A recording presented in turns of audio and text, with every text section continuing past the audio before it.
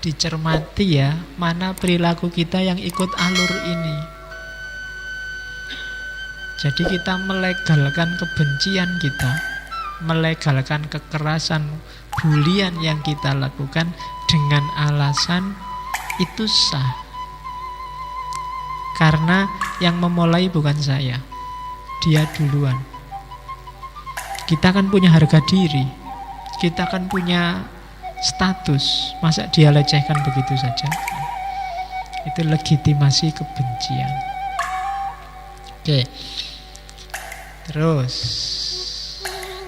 nah, yang tadi proses-proses mentalnya.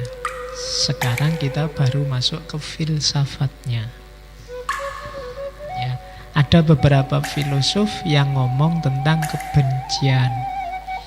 Malam ini saya cuma membawa Sartre.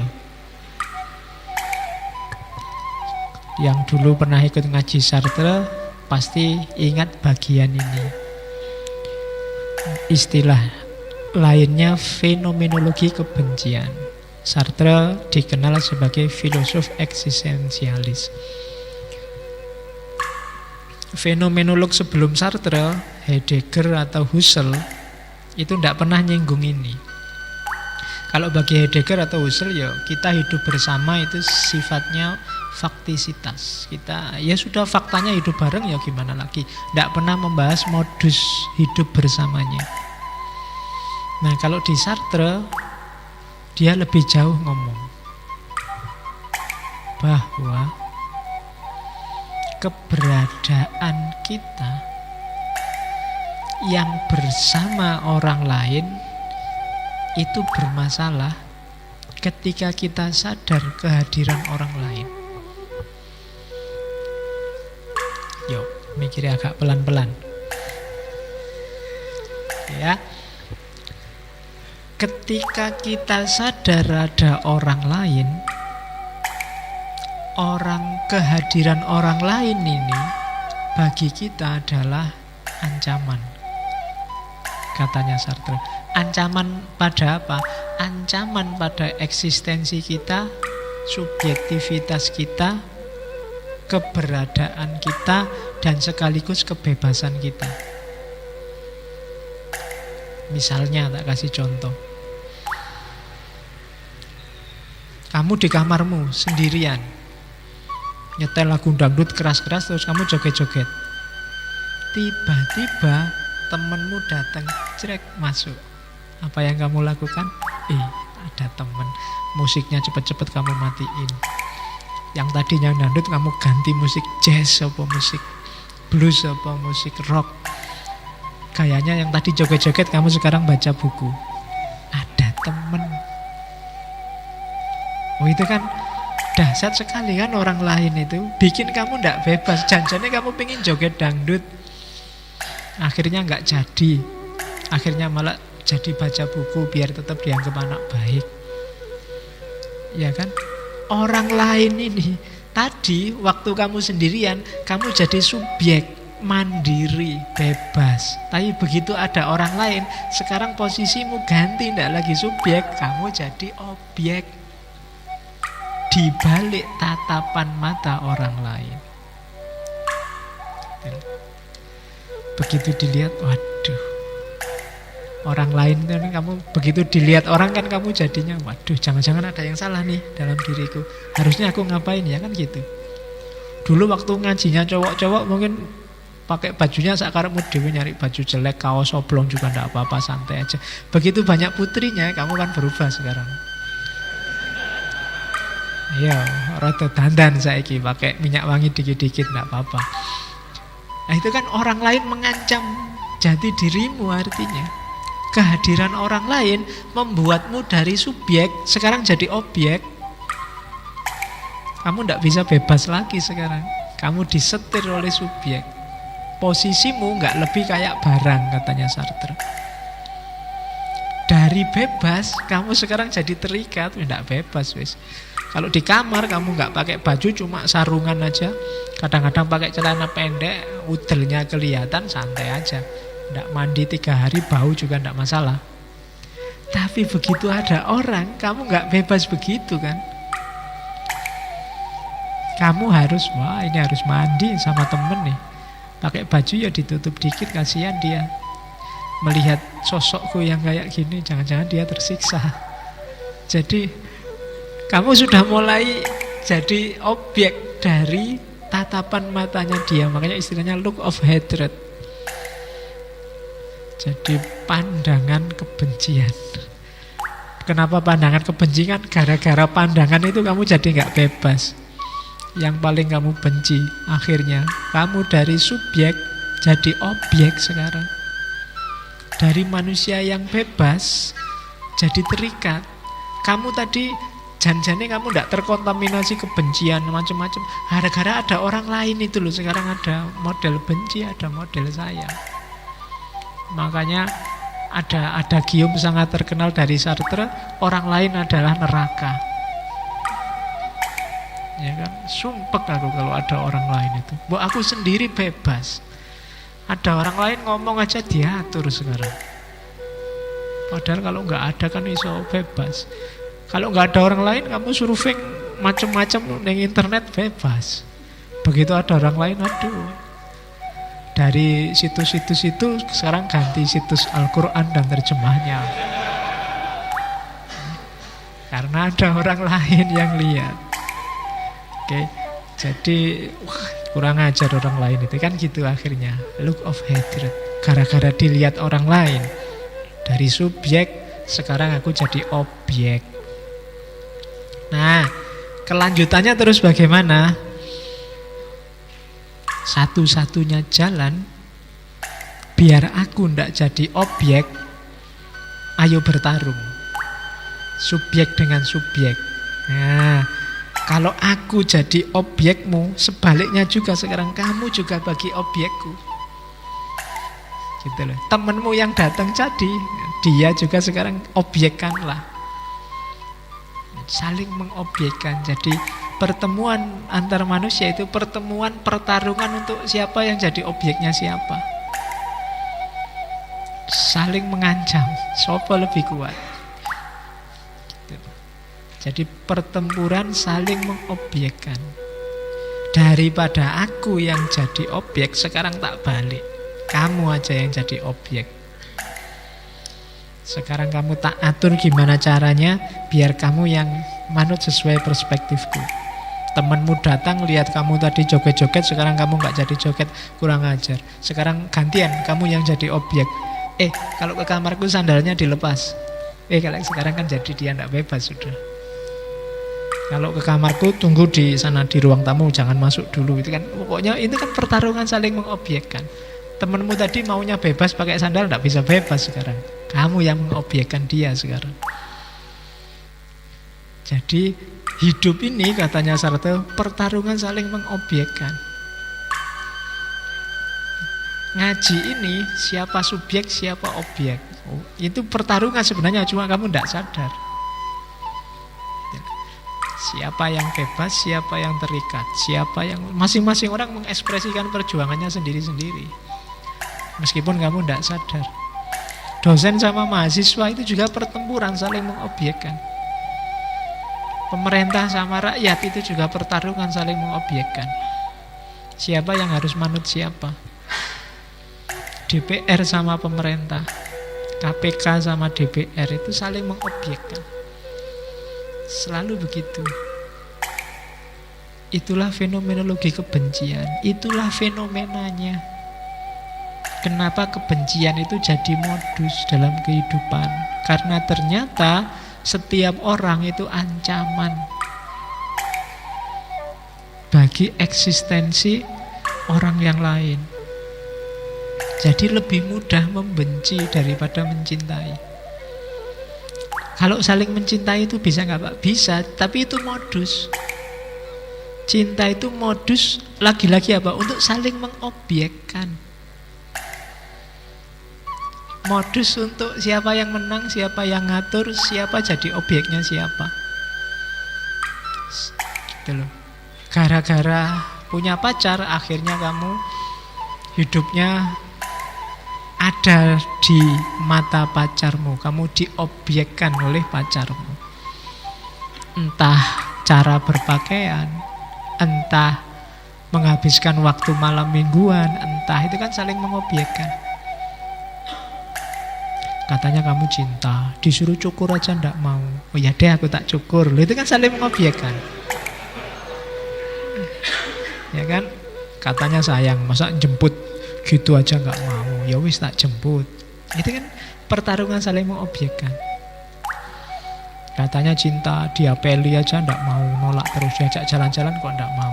Ya wis, resikonya. Itu sebenarnya saling mengobjekkan. Ingin memuaskan ego dan subjektivitas masing-masing. Makanya cinta dan benci itu sebenarnya garisnya tipis.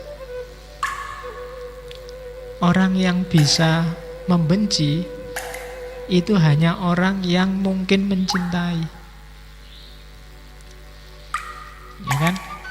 Bapak sama anak itu kan kadang-kadang bisa, nggak mungkin kan nggak sayang, tapi kadang-kadang bapaknya juga sebel luar biasa sama anaknya, dikandani ramanut. Itu kan jenis kebencian juga. Sama temen itu kan bisa membenci. Sama pacar akhirnya bisa lahir benci. Oke, kenapa? Karena memang hakikatnya itu pertarungan untuk saling mengobjekkan. Maka katanya Sartre, kalau ada yang bilang kita, itu sebenarnya absurd. Iya. Jadi kita kan kayak Cak Lontong itu kan lu aja kali.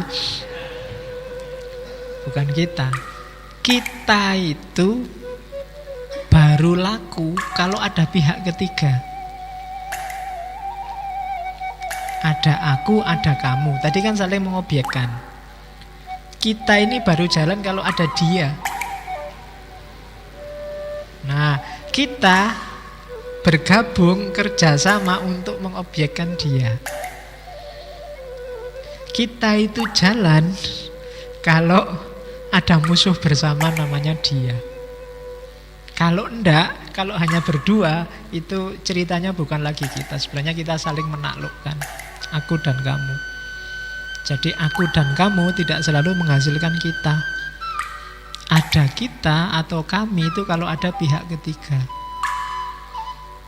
Ngomong kita itu kan selalu keluar, bukan sama yang di sebelah kita. Jadi kalau kita berdua sama ada orang lain itu kan, gini loh Pak, kita kan selalu itu. Jadi selalu ada pihak yang lain. Jadi tidak pernah kita itu kalau cuma aku dan kamu.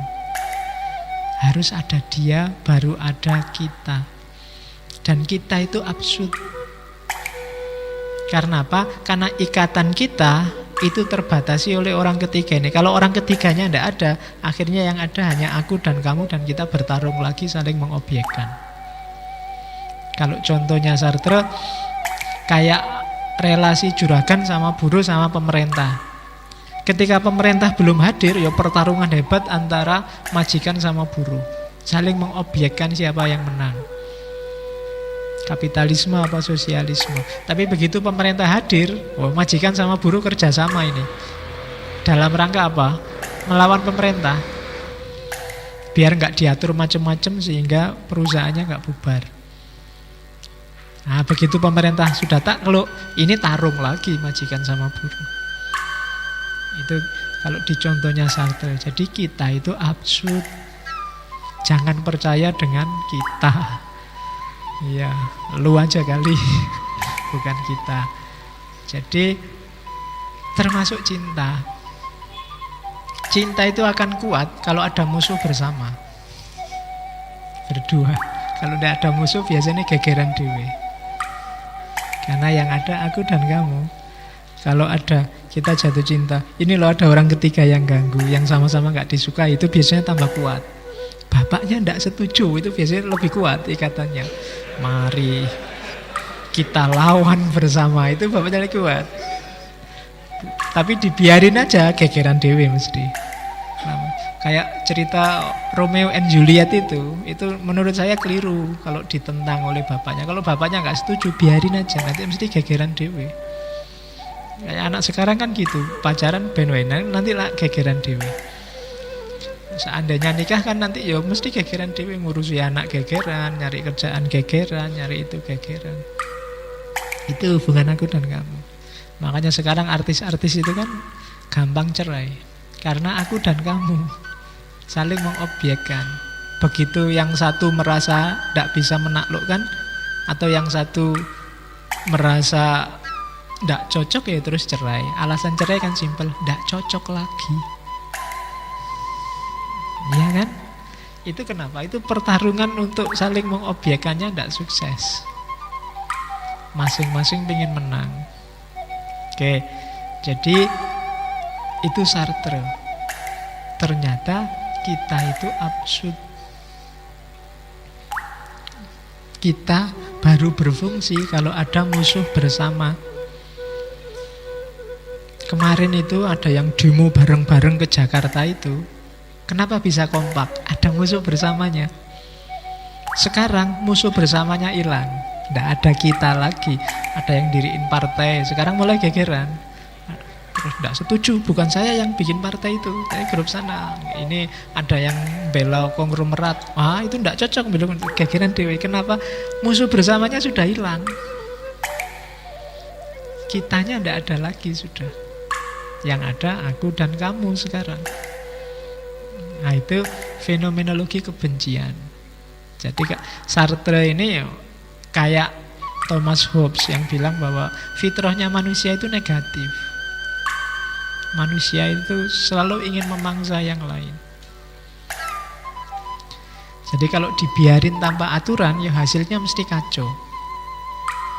Kalau tidak percaya, sekarang hapus semua undang-undang, hapus semua aturan, besok mesti rusak. Contohnya gampang wis, jalan itu semua lampu merah dibuang, semua aturan dibebaskan, terserah mau mengemudi satu arah, dua arah sakarepmu, besok bubar itu jalan-jalan itu. Jangan dikira. Iya, kenapa? Katanya Thomas Hobbes, ya memang dasarnya manusia itu negatif sakarepe dhewe. Pengin selalu mengalahkan yang lain, lebih enak dari yang lain, lebih unggul dari yang lain. Itu fenomenologi kebencian. Terus ada teori kebencian. Ini nanti ngomong variabel-variabelnya benci. Namanya Duplex Theory of Hatred. Yang punya teori Steinberg dari buku Psychology of Hate. Jadi silahkan dicari bukunya, dibaca. Ya nanti beberapa saya sebut di awal itu. Misalnya kebencian itu secara psikologis berhubungan dengan cinta, bukan lawan dari cinta. Karena lawannya cinta itu bukan benci tapi abai, cuek. Ya, cinta itu bukan lawannya benci. Orang benci sama orang cinta itu sama-sama perhatian, sama-sama mikir, meskipun dalam bentuk yang berkebalikan. Apa yang berkebalikan? Itu loh 3 hal itu. Yang pertama intimasi, yang kedua passion, yang ketiga komitmen. Orang yang benci itu berarti intimasinya lenyap, passionnya lenyap, komitmennya lenyap. Kebalikannya kalau orang yang cinta itu dia intim, passion, dan komitmen. Hilang salah satu, yang ada kebencian. Kalau intimasinya hilang, nggak dekat lagi, yang lahir enggan, males ketemu. Kalau ketemu mesti gegeran, sudah muak, sudah sebel. Nah itu intimasinya hilang. Itu tanda-tanda benci pasti. Atau passionnya hilang. Kalau passionnya hilang itu alternatifnya 2, takut atau marah. Sudah nggak ada rasa lagi sudah. Itu passionnya hilang berarti. Sudah nggak mau lagi, deket aja ndak. Passionnya hilang. Dan yang ketiga, komitmennya hilang. Ketika komitmen hilang itu berarti apa ya tadi? Ada devaluasi dan reduksi. Reduksi itu biasanya orang tidak dilihat lagi secara utuh, hanya dilihat faktor salah dan jeleknya saja. Jadi cirinya benci dan cinta itu mirip. Makanya duplex theory of hatred. Kuncinya ada di 3 kalimat: intimasi, passion, dan komitmen. Dekat, ada rasanya, dan punya komitmen. Ini namanya cinta. Tidak dekat, tidak ada rasanya, nggak ngefek sama sekali, dan tidak ada komitmen. Itu berarti kita sedang membenci sesuatu. Tidak ada komitmen itu, tidak ingin sesuatu, tidak menargetkan apa-apa pada objek yang sedang dibahas. Itu berarti tidak ada hubungannya sama kita, itu alamat benci. Oke, itu duplex theory of hatred. Jadi ternyata benci dan cinta itu kayak sisi dari mata koin yang sama. Jadi jangan salah, makanya dari cinta untuk jadi benci itu dekat. Dari benci untuk jadi cinta itu juga dekat. Tinggal nambahi kata tidak. Ya kan? Tidak intim, tidak ada rasa, dan tidak punya komitmen apa-apa. Oke, terus ada lagi pengembangan dari benci. Kalau ini sudah masuk ke ranah hukum biasanya. Karena tadi ada dari tidak suka jadi benci. Terus kebencian itu ketika diekspresikan dan ekspresinya dalam wilayah yang melanggar hukum, itulah namanya hate crime. Tindakan kejahatan terhadap orang, properti, organisasi yang dasarnya benci. Biasanya didasarkan pada identifikasi asal-usulnya. Dasarnya prasangka. Kayak tadi loh. Oh, kalau kelompok ini itu mesti sesat, kita basmi saja. Pembasmian itu namanya hate crime. Oh, kalau kelompok itu sukanya bid'ah, itu harus kita musnahkan, itu namanya hate crime. Kita pukuli saja, itu hate crime. Kejahatan yang didasarkan pada kebencian asal-usul, itu hate crime. Ada beberapa teori tentang hate crime. Yang pertama, strain teori. Ini gampang. Kalau strain teori itu, kenapa orang benci pada kelompok yang lain?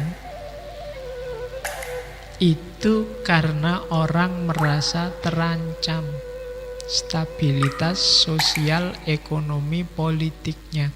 Strain itu artinya ketegangan. Teori ketegangan. Jadi sebenarnya kata teori ini, orang itu ndak membenci orangnya, ndak membenci kelompoknya, ndak membenci grupnya. Cuma dia khawatir dan takut kemapanan ekonomi, kemapanan sosial, kemapanan politiknya terganggu. Contohnya, saya kasih contoh yang orang Afrika yang di Amerika, Afro-Amerika. Itu kan dulu mereka pendatang. Awalnya Buddha. Sampai hari ini mereka sering sekali mengalami diskriminasi oleh mayoritas. Sebenarnya loh, orang Amerika plural gitu loh, kok masih bisa diskriminasi? Karena memang bukan bedanya yang bikin mereka benci, tapi ketakutan bahwa jangan-jangan orang-orang ini nanti merebut sumber daya, merebut kemapanan, stabilitas ekonomi yang sekarang saya rasakan. Kita sudah enak-enak ya sekarang. Nanti kalau mereka datang, jangan-jangan pos-pos penting ditempati oleh mereka. Itu takut. Kita sekarang yang mayoritas ya, kalau kita biarkan yang minoritas berkembang, jangan-jangan posisi kita terancam nanti. Kayak zaman Nabi dulu. Nabi itu dulu awalnya kan minoritas di kalangan masyarakat Arab. Para kafir Quraisy itu sebenarnya tahu yang dibawa Muhammad itu kemungkinan benar memang.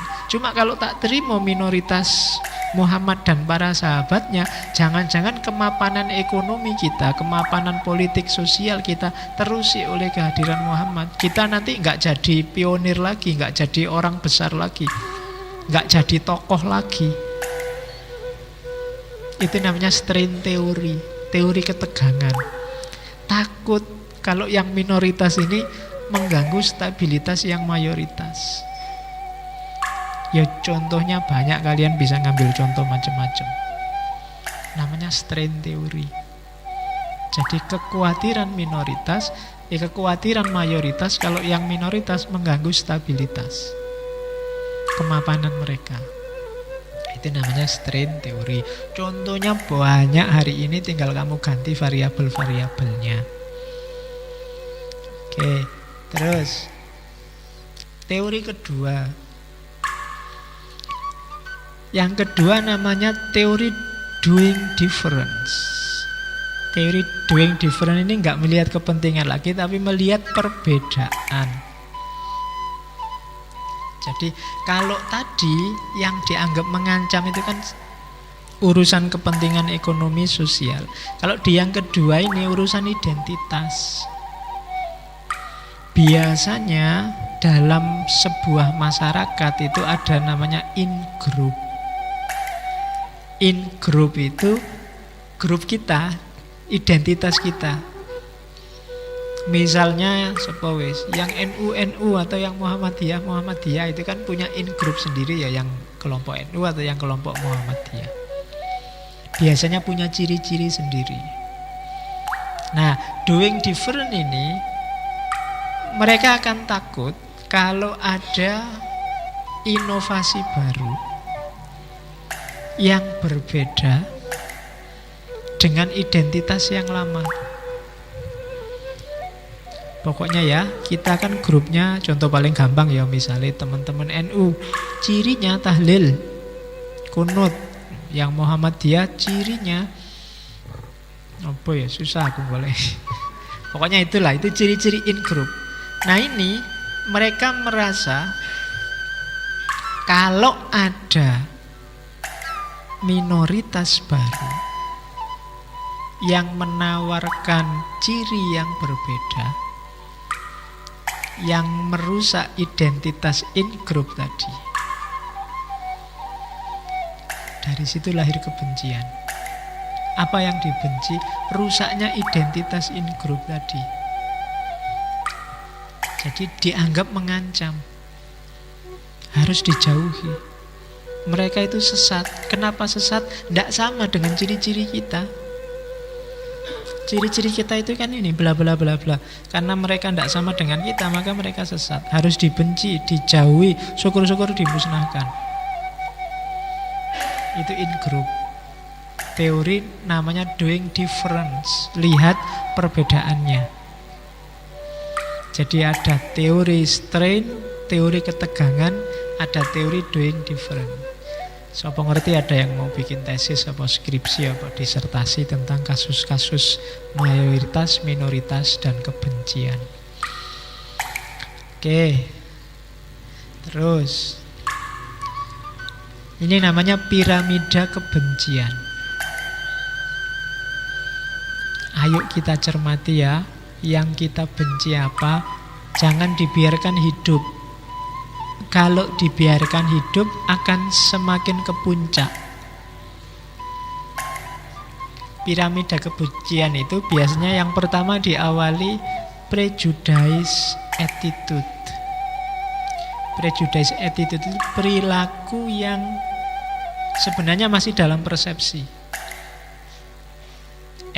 Prejudice itu kan anggapan, prasangka, perilaku yang penuh prasangka. Misalnya accepting stereotype, menerima stereotype, menerima apa? Stereotype itu gini loh.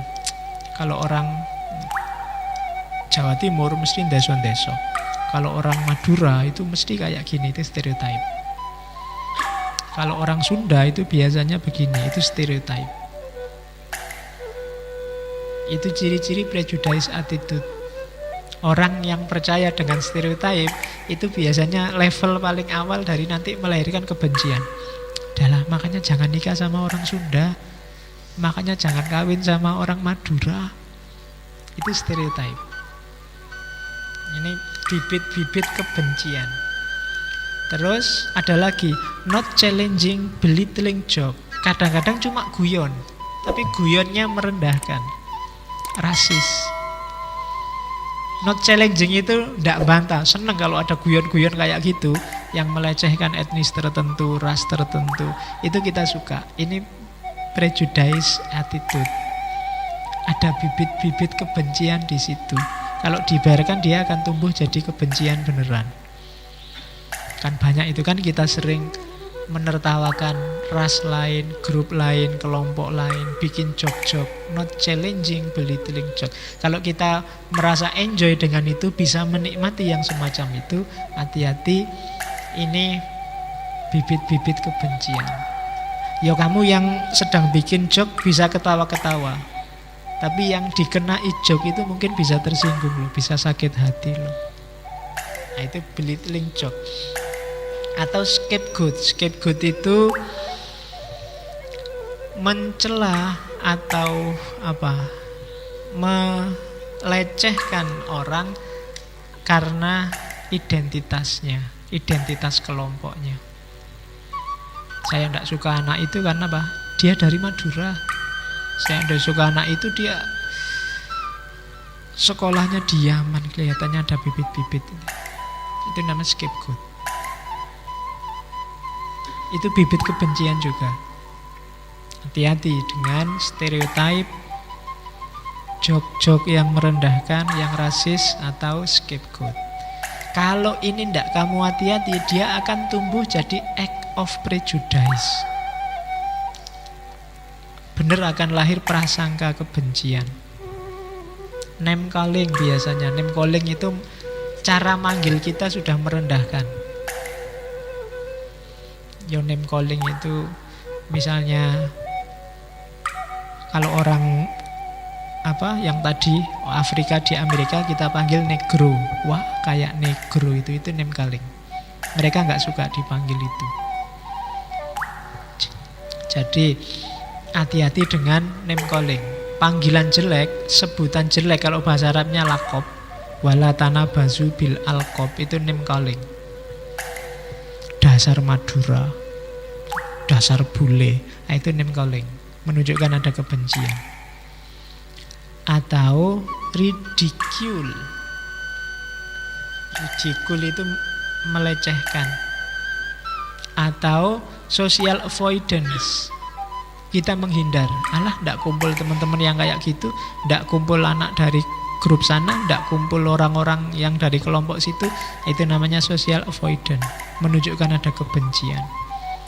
Atau telling belittling jokes. Kalau tadi kita dengerin dan suka joke-joke yang melecehkan, sekarang kita sendiri yang bikin joke-joke itu. Kita sendiri yang dagelnya sangat rasis. Itu act of prejudice. Hati-hati. Dan social exclusion.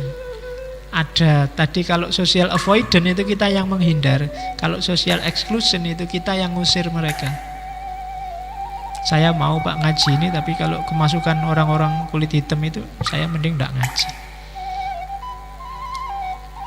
Itu social avoidance. Tapi kalau ada anak-anak hitam-hitam itu ngaji, saya usir Pak. Itu social exclusion. Itu menunjukkan level kedua dari kebencian. Kalau sudah masuk level kedua dan kita biarkan, pada akhirnya akan masuk ke level ketiga, discrimination. Lahir diskriminasi. Kalau diskriminasi kita biarkan, pada akhirnya lahir violence, kekerasan. Lewat kata-kata, lewat perbuatan. Kalau ini dibiarkan terus-menerus, pada puncaknya kebencian adalah pemusnahan. Kita singkirkan mereka, kita musnahkan semua yang kita benci. Perang. Habis-habisan. Itu piramida kebencian. Jadi hati-hati dengan ciri-ciri ini. Kalau pengen dunia ini tentram, jangan ada kebencian. Karena kalau kita pelihara, kebencian tadi kan dipelihara, dia akan semakin naik kelas, naik kelas, naik kelas, dan akan melahirkan bencana. Paling tidak bencana kemanusiaan. Semua kasus hari ini yang ada konotasi genosida, itu awalnya adalah kebencian. Dan itu sejak dulu, termasuk ketika Hitler ingin melakukan menghabisi semua orang Yahudi, atau sekarang konflik Yahudi Palestina, atau beberapa negara dulu, itu genosida. Oke. Media sosial sedikit ya, medsos dan kebencian. Hari ini kita banyak bingung ini, ada beberapa teori, silahkan nanti yang suka silahkan lacak teori itu. Ada teori Groundwell. Teori Groundwell itu yang pertama ini, bahwa ada tren sosial, biasanya orang itu lebih suka mencari kebutuhannya, termasuk kebutuhan informasi, tidak dari sumber asli, tidak dari produsennya dalam tanda petik, tapi dari teman yang dia percaya. Itu yang bikin orang kemudian cenderung terisolasi dalam kelompoknya, karena yang dia percaya biasanya ya orang-orang dari kelompoknya itu. Itu yang bikin mungkin hari ini kalian geleng-geleng kepala. Ini orang sudah bodoh, dijelaskan nggak mau, jelas-jelas fitnah tapi diluruskan nggak mau. Karena yang meluruskan kamu, orang yang di luar kelompoknya. Hari ini orang itu yang dipercaya apa? Orang yang ada dalam kelompoknya. Dari situ nanti lahir istilah namanya cyber ghetto. Ghetto itu kayak semacam pondok, semacam apa? Kalau hari ini ya pondok. Kalau dulu padepokan. Padepokan cyber. Padepokan cyber itu santri-santrinya ya kelompoknya sendiri semua. Sehingga lahir namanya echo chamber. Echo chamber itu ruang gema. Jadi ruang gema itu kayak di masjid ini, kalau saya ngomong itu yang mantul suaraku sendiri. Jadi yang selalu didengarkan itu yang senada, suaranya sendiri.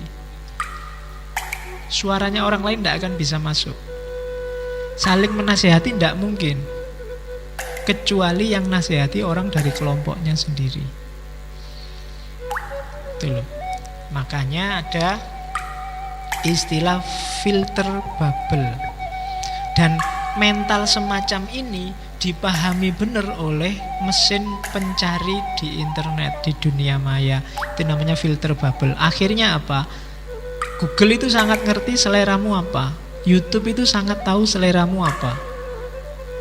Sehingga begitu kamu masuk, kamu akan disuguhi situs-situs, alamat-alamat yang cocok sama seleramu. Kalau nggak percaya coba aja,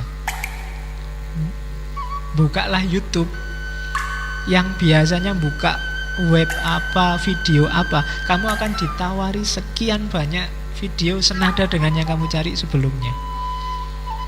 Sama Kak, Google juga begitu. Kamu biasanya surfing apa, kamu akan ditawari alamat-alamat situs yang mirip kayak yang biasa kamu surfing, kamu stalking. Itu namanya filter bubble. Akhirnya apa? Orang seolah-olah dengan internet itu wawasannya semakin luas, tapi enggak, sebenarnya sebaliknya, dia semakin sempit. Ilmunya numpuk tapi satu style, ilmunya enggak tambah. Jadi dia selalu dapat justifikasi baru, pembenaran baru atas ideologinya. Karena oleh mesin pencari, dia selalu ditawari yang sama kayak yang dia baca selama ini. Itu namanya filter bubble. Maka kamu jangan heran kalau hari ini situasinya jadi semacam ini. Orang radikal kalau internetan akan jadi semakin radikal, yang liberal juga akan jadi semakin liberal. Kenapa? Karena ada cyber ghetto, ada echo chamber, dan ada filter bubble. Nah itu situasi hari ini itu. Makanya jangan kaget Kalau sudah ngerti cirinya semacam ini, maka berjuanglah untuk tidak sempit. Jangan mengharamkan diri untuk membaca perspektif yang alternatif. Karena di antara kecenderungan manusia itu dia hanya baca yang cocok sama karepnya. Yang beda sama karepnya tidak akan dibaca. Yang setuju tahlil tiap hari mati-matian nyari dalil bahwa tahlil itu boleh dan sunnah. Yang anti tahlil tiap hari disuguhi data bahwa tahlil itu bid'ah. Itu wate'e dunia maya. Maka kalian harus hati-hati. Oke, sedikit. Sudah ya, saya kira itu. Terakhir tak kasih ayat-ayat, cuma ini ayat-ayat sopo ngerti kamu besok ceramah yang ada hubungannya sama kebencian, kamu baca sendiri ya. Al-Maidah, Al-Hujurat. Yang terakhir itu untuk yang medsos tadi, menurut saya bagus. Wa idza sami'ul lahwa a'radu anhu. Kalau ini orang-orang baik, orang-orang soleh, orang-orang beriman itu, kalau mendengar kata-kata, kalau mendengar hal yang tidak penting, tidak ada gunanya, a'radu anhu, mereka berpaling. Kenapa kita hari ini gelisah oleh kebencian-kebencian kita, bahkan tiap hari melahirkan kebencian baru? Karena kita membiasakan diri mengkonsumsi hal-hal yang tidak penting dari medsos, yang tidak ada hubungannya sama sekali dengan peningkatan kualitas intelektual, spiritual, emosional kita. Kebanyakan justru malah menjatuhkan. Maka diperingatkan oleh Al-Quran, wa idza sami'ul lahwa a'radu anhu. Berpalinglah, cuekilah, bahasa gaulnya gitu. Kalau dipaksa oleh temenmu, silahkan baca dan like, itu kan maksa namanya. Coba perhatikan, itu kan maksa. Katanya Al-Quran, wa qalu lana a'maluna walakum a'malukum. Sudahlah, urusanmu ya urusan dewe, aku masih punya banyak urusan yang lebih penting. Salamun alaikum, semoga kamu selamat, semoga kamu sejahtera. Lanab tahil jahilin, kita ndak ikut-ikutan sama orang-orang bodoh. Nah, jadi ayat ini kamu copy. Kalau dapat postingan aneh-aneh, dapat hoak merajalela, kamu jawabnya pakai ini. Wa idza sami'ul lahwa a'radu anhu wa qalu lana a'maluna walakum a'malukum. Salamun alaikum lanabtaghil jahilin.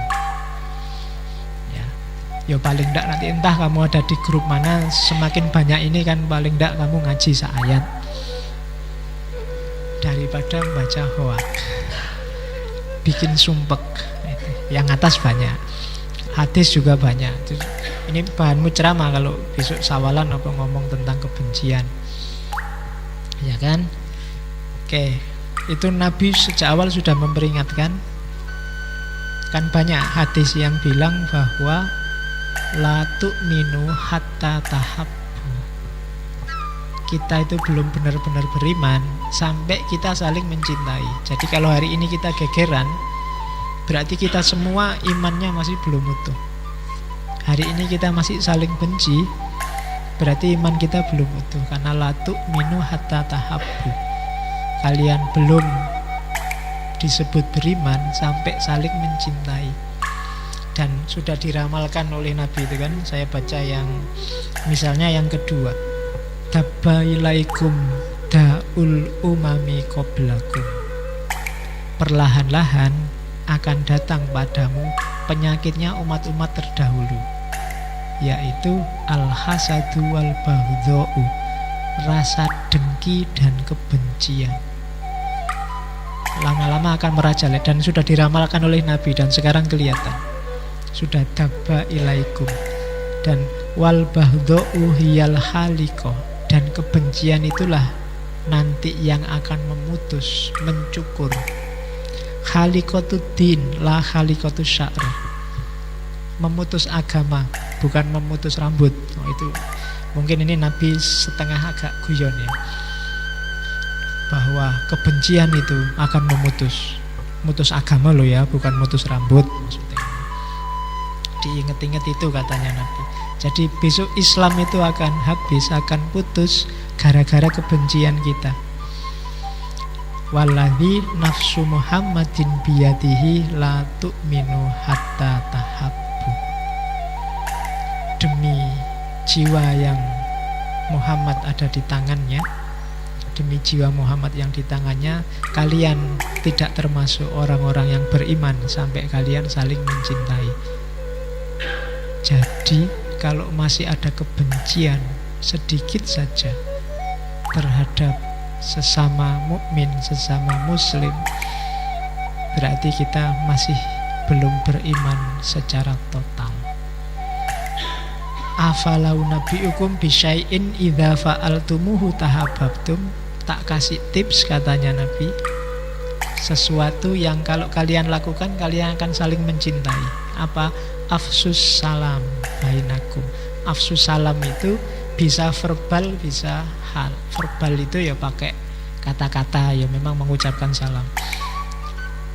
Bisa juga menyebarkan kedamaian, saling memaafkan, saling terima kasih, saling menenteramkan, tidak saling mengancam. Kehadiranmu harus bikin orang tenang. Kalau kehadiranmu bikin orang sumpek, bikin orang terganggu, bikin orang tidak tenang, berarti kita belum saling mencintai. Orang lain merasa terancam dengan kehadiran kita. Ya, kalau ngomong kayak gini biasanya terus kamu mengarahkan ke orang yang di luar dirimu. Wah, itu kelompok sana gitu, itu biasanya Pak. Ya sekarang dibalik, ada nasihat apapun masuknya ke dalam. Jadi ayo kita bikin Islam yang afsus salam. Tidak cuma kalau ketemu Assalamualaikum. Kalau ketemu Assalamualaikum ya, cuma hakikatnya salam kita sebarkan. Islam yang damai, kita menyebutnya yang jadi rahmat bagi alam semesta. Meskipun Nabi ramalan Nabi itu kan untuk wanti-wanti biar kita hati-hati. Jangan sampai kita jadi aktor yang menyebarkan kebencian dan kedengkian. Hadis yang lain banyak. Oke. Kalau tadi ayat Quran, hadis, ini ayat-ayatnya para filosof, boleh dipakai juga. Ya. Kalau itu Sartre, Nietzsche, katanya Nietzsche, love and hatred are not blind, but blinded by the fire that burn within themselves. Cinta dan benci itu sebenarnya tidak buta. Yang bikin buta adalah apinya yang ada dalam diri kita. Jadi yang buta adalah hasrat nafsu kita. Orang itu wajar kadang suka tidak suka sesuatu, tapi gara-gara ambisi nafsu itu dia jadi membuta, melahirkan kebencian. Ada kalimat lagi dari Nietzsche yang bagus, we have art to save ourselves from the truth. Kita punya seni untuk menghindar dari kebenaran yang tidak kita sukai. Antara lain kebencian. Kebencian itu seringkali jadi jalan kita untuk menghindar dari kebenaran. Itulah seni yang sering kita mainkan. Kita bikin dalil ndaki-ndaki untuk mendukung kebencian kita. Padahal hakikatnya kita sedang menghindari kebenaran. Itu penjelasannya panjang, kamu renungkan sendiri. Kalau ini ayat dari Martin Luther. Ya. Hatred paralyze life, love release it. Cinta itu menghancurkan hidup, sementara cinta membebaskannya. Hatred confuses life, love harmonize it. Kebencian itu membingungkan hidup, mengacaukan hidup, dan cinta mengharmoniskannya. Cinta, hatred darken life, love illuminate it. Kebencian menggelapkan hidup, cinta meneranginya. Itu Martin Luther King. Kalau ini pasti kenal ya, Mahatma Gandhi. Overcome hatred by love, lie with truth, and violence with passion. Taklukkanlah kebencian dengan cinta, kebohongan dengan kebenaran, dan kekerasan dengan kesabaran. Itu rumus dari Mahatma Gandhi. Kalau ini Nelson Mandela. No one is born hating another person because of the color of his skin or his background or his religion. Tidak ada satu orang pun yang lahir membawa kebencian pada yang lain, baik karena kulit, karena latar belakang, atau karena agama. People must learn to hate. Orang itu harus belajar dulu untuk bisa membenci. And if they can learn to hate, they can be taught to love. Dan kalau mereka bisa belajar membenci, mereka sebenarnya juga bisa diajari untuk mencintai. Bahkan lebih mudah, karena for love come more naturally to human heart than its opposite. Karena kalau cinta itu lebih natural, lebih alami dibandingkan benci. Untuk benci orang harus belajar dulu, tapi kalau untuk cinta itu otomatis. Itu Nelson Mandela. Kalau ini haters, saya ngambil haters itu. Sekarang kan orang ribut, setiap orang punya haters. Haters itu singkatannya adalah having anger toward everyone reaching success. Marah pada siapapun yang sukses, itu hater. Ya, kalau anak kos punyanya heater, pemanas. Oke. Jadi untuk jadi hater kamu butuh heater. Heaternya biasanya ya berita-berita hoax itu. Oke ya. Bersyukurlah kalau kamu punya haters, berarti kamu dianggap penting. Ya. Kalau nggak ada yang punya haters, berarti ya kita memang bukan siapa-siapa. Alhamdulillah kalau nggak dianggap siapa-siapa, jadi lebih bebas. Karena tidak banyak orang hadir dalam hidup kita. Karena orang lain itu kan neraka, katanya Sartre. Tidak bikin sumpek. Oke. Alhamdulillah hari ini kita sudah belajar kebencian.